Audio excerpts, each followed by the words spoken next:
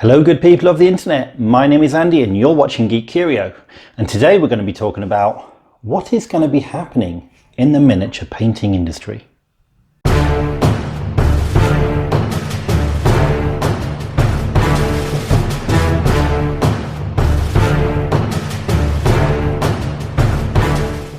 And welcome back everyone.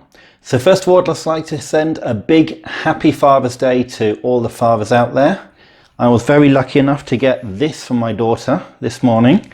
She also got me another black one with Mandalorian on it, so I'll probably be wearing that in my Monday Musings video tomorrow. Anyway, about today's video, there is a slight change. Basically, I've decided I got a new tripod, so I've been trying that out last week, and you may have noticed that the camera's been a bit wobbly. So I'm actually going to be doing the videos standing up from now on. Just going to do a bit of an experiment, see how it goes. I do need feedback about this, whether this is working or if you'd rather I was sitting down again. If you do have feedback, please leave it in the comment section below.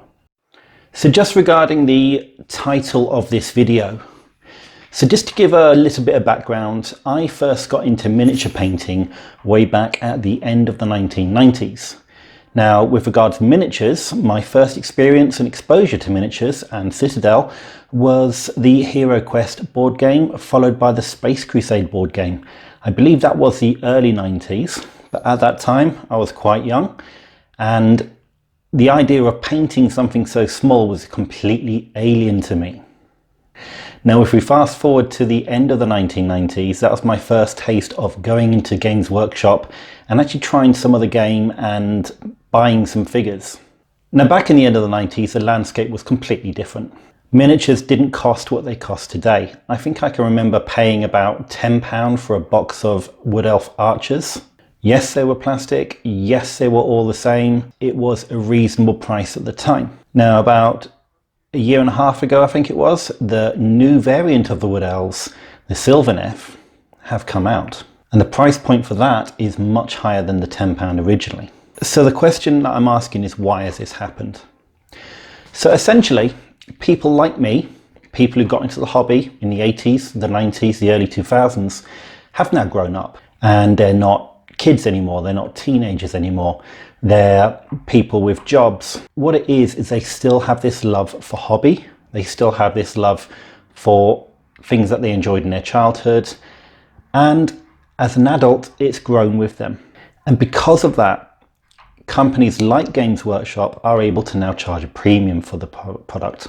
But that's not to say that charging a premium is unfair.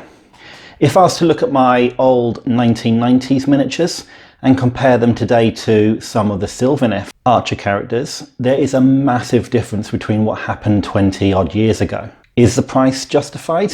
Yes, it is, absolutely. And if you actually have a look at Games Workshop's record in the stock market, their stock is flying high. It's been flying high for about a year now. I look at stock markets quite a lot. Some of my friends know that I actually buy into shares and stuff. So just to quick disclaimer, this is not me trying to influence the share prices or whatsoever. But looking at Games Workshop's share price over the past while, even during the crisis, I think the lowest it's ever gone to is about £30, and the highest it's been is about 70. Now, when you think about 4 years ago, it was trading for £1. Yes, that's £1, £1.80 or £2. Why is it that's just gone up so much? And I think the reason for this is because, yes, they've reinvented themselves. You know, they've gone away with the Warhammer Fantasy.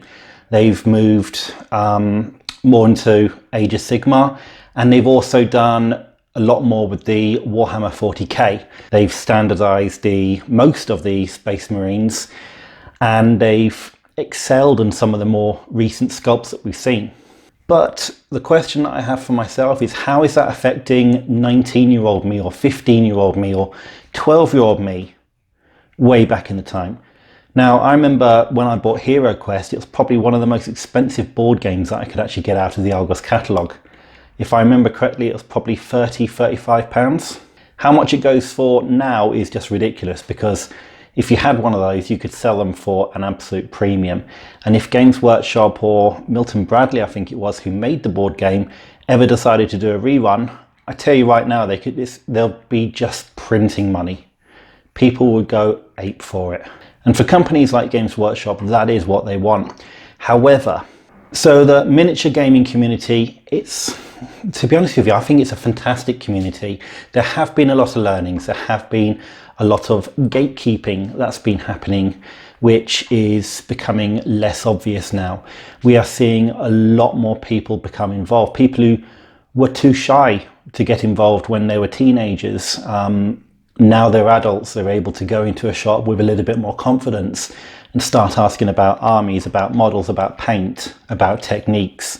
And we also have these wonderful online communities such as Twitter, Discord, Facebook. And if you get the right people, you're going to get a lot of the right advice. For example, I'm in the Goblins and Mordor Patreon. We have a Discord channel, we have Twitter. The community that we have there, the friendships that we have there are things that I can see myself carrying for the rest of my life. And like I say, I'm a man in the 40s, so that's not a crazy statement to make. However, what I do worry about is the next generation. Games Workshop are doing extremely well because they've got people like me and our friends and our community who are probably earning decent money jobs and able to afford these things. And that's why Games Workshop are doing so well. But the next generation, now I've got a teenage daughter and I know how much I give her as pocket money. And that pocket money she would spend on getting, I don't know, some hair dye for herself or new clothes, meeting with her friends in McDonald's and having a meal, coffees occasionally. But I know if she was to get into wargaming, I can tell you right now she wouldn't be able to afford it on the pocket money that I give her, and the pocket money that I give her is quite generous. Having a wargaming and miniature loving dad, I'll probably go all in with her and we'll probably share the hobby between us, but that's not the point. I didn't have parents who were wargamers or miniature painters, so my interest in hobby came purely from me, and I started at a point when it was affordable, even back in my time, but at the moment I don't think it is. Now there are a lot of other alternatives. If you want to get into miniature painting, and I think everyone knows that I'm quite a champion of Reaper miniatures, which work at a much more affordable price point, which is great. But then, and this is the only downside that I really have with Reapers, where you're going to use them. Are you going to use them in your D&D game? That's another expense. Are you going to use them in tabletop games? Yes, but you might need to buy multiples of them. Are you going to use it in a game like Frostgrave? Yes, and that's probably the most cost-effective and easiest way to get into miniature painting, tabletop wargaming, and basically just having fun with your friends. But I wouldn't have known about Frostgrave a couple of years ago if it wasn't for YouTube or my friends. Financially, looking at this stock price of Games Workshop, I'm not going to go into that because that's pretty much part of what my day job is, so I'm not going to go into that at all. But what I do think is, yes, they are doing really well on their price points, but what I have noticed is that a lot of people, myself included, are starting to grow out of the Warhammer side of things. Now, people that I've interviewed recently on my channel, the likes of Gorilla with a Brush, Tim Faravol on Twitter, Faro Dragons, they don't buy Games Workshop. They may have started in Games Workshop like I did. They may have started with Warhammer and 40k. But if you look at Gorilla's work nowadays, he's working on busts. He's working on models that challenge him, something that's different. And I'm starting to see that with a lot of people in my generation. I think people who are in their late 20s and 30s, they're still enjoying it all. They are definitely still enjoying it all. But the rate that I actually paint my armies, well, there's a new edition already coming out over the horizon, and I haven't even finished my Space Wolves yet. What I found is now I'm just buying models just because the models speak to me. I mean, I don't even play anymore because the detail on the models are so good that I want to give it the best paint job that I want. What I've been thinking about is what solutions can we have to this problem?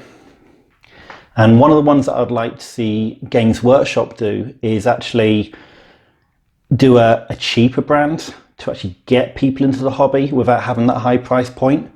I mean, I'll show a picture of the wood elves from before and the wood elves now.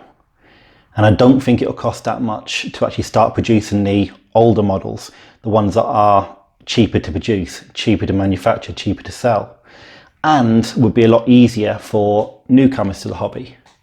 I mean, let's face it, if you look at some of the models that are available now, even the basic infantry units, to someone just getting started in miniature painting is actually quite daunting.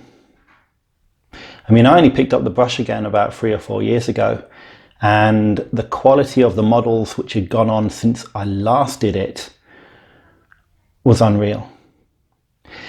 And I'm not just going to pick on Games Workshop with this one as well, I'm going to pick on Reaper a little bit too, and that's going back to the whole, yes, you can get Reaper miniatures for a lot cheaper, however, if you're going to use them in tabletop gaming, role-playing gaming, you'd probably want to buy bulk or boxes, so to speak.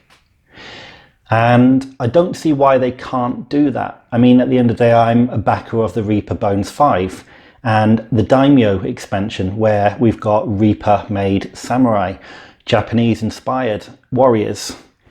I happily pay $50 for that, and I'd happily pay $50 again. So I think it would be a good idea for Reaper to start doing it. Now, don't get me wrong, there are some companies out there that are actually ready to compete against, basically trying to hit the nail on the head with what I'm trying to get across. And like I say, I've seen companies like Mantic and their Kings of War.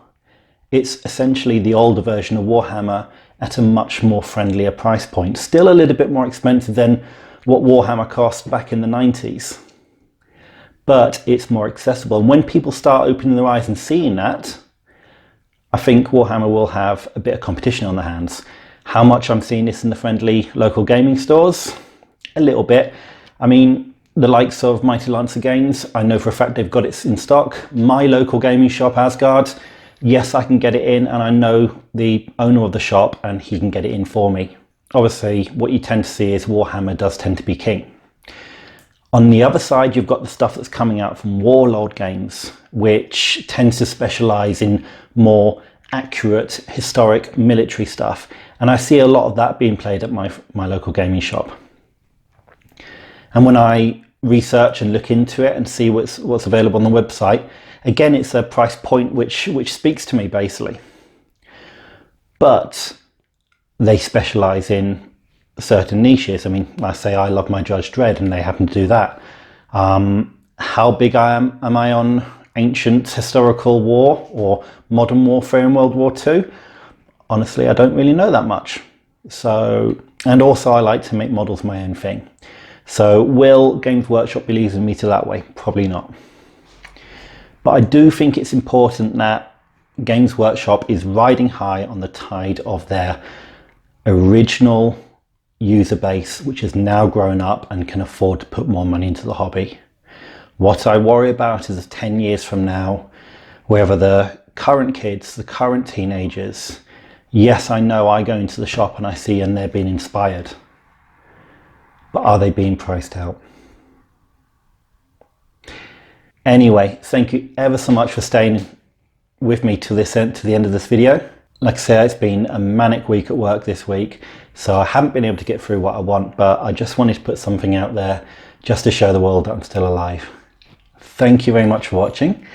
If you liked the video, please leave a like, please leave any comments in the comment section, and if you enjoy what I do, it would really help me out if you hit the subscribe button as well. Speak to you again, stay safe and take care.